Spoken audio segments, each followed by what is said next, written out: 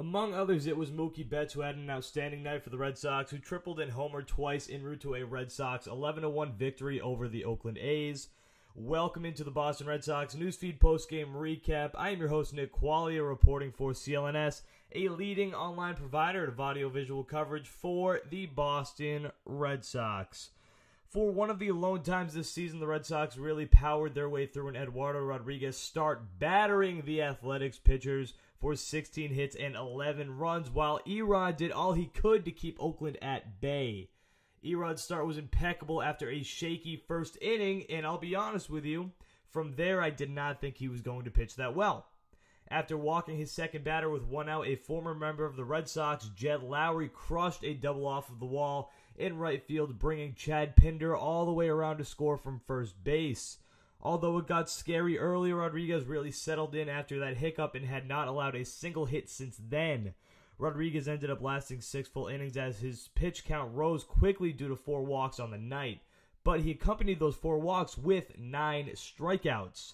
The Red Sox offense was tonight's story, though, as they got hot almost right out of the gates in the second inning. Xander Bogaerts plated the first run with a ground ball single up the middle to bring Sam Travis to score a round from second base. Travis had reached on a single and a fielding error by right fielder Chad Pinder, allowing him to stretch it from first to second. X was followed by a Rafael Devers line shot single to center field, pushing Xander to second base and Devers to first, with the red-hot Christian Vasquez coming to the plate. With an 0-1 count, Vasquez was able to take an outside pitch and push it between first and second baseman for a single into right field, scoring Xander and moving Devers on an aggressive base-running move to third base. And then it was the little leader, Dustin Pedroia, who plated Devers with a single to right. With 3 runs in and now 1 out, the inning wasn't almost over, with Betts approaching the plate. Betts, who was beginning to come into his 2016 form, roped a shot into center field for a triple, scoring Pedroia and Devers, bringing the second inning total to 5, where it would stay. After taking an inning off while Erod worked his magic, Boston's offense picked back up in the 4th. And guess who tacked on some RBIs onto his stats? That's right, Mookie freaking Betts, with a jack over the monster on a Lansdowne street. That was the only action in the 4th, but they picked it back up once again in the 5th off of the bats of Christian Vasquez and JBJ. With one man on for each batter, they each dropped doubles and bringing their respective runners in. By the end of the 5th, the score was now 9-1. And do you think they slowed down in the 6th? Of course not. Duh. Chris Young knocked his first hit of the night, finally, on a 2-2 count, and up came the spark plug Mookie.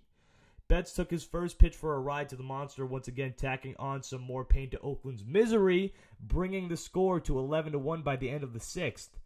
Did I mention that Oakland had been on a 5-game win streak? I don't think so.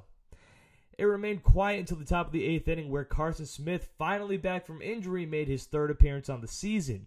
Smith was the 3rd pitcher on the night, following Brandon Workman, who worked the 7th inning by striking out the side. Smith struggled with his command and could not locate the strike zone. He managed to get 2 down, however, walked 2, and allowed a hit loading the bases. He was then pulled for the surprising Austin Maddox in 2017, who finished the job striking out the lone batter he faced. The action from then on out subsided, and the Red Sox went on the back of Robbie Scott, who they used to finish off the A's by a final score of 11-1. The final stat line reads 1 run, 3 hits, 2 errors by Oakland, and 11 runs, 16 hits, and no errors by Boston.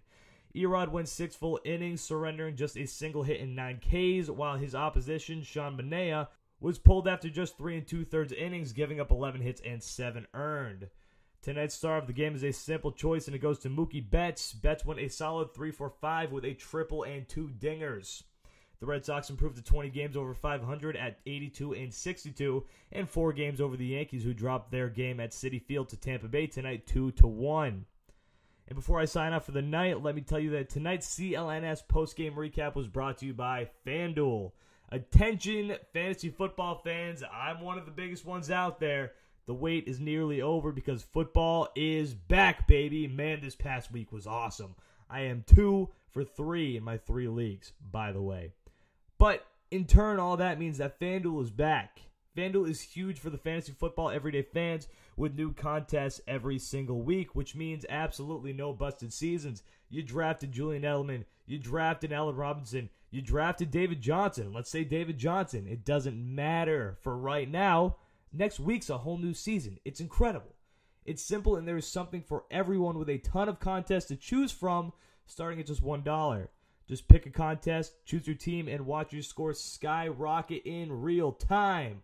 Over 2.5 million players have won a cash prize playing fantasy sports on FanDuel. Sign up today by going to FanDuel.com, click the Join Now button, and use my code RedSoxBeat, all one word. If you use that code and try FanDuel for free, that's right, I mean for absolutely nothing, nada, with absolutely no deposit required.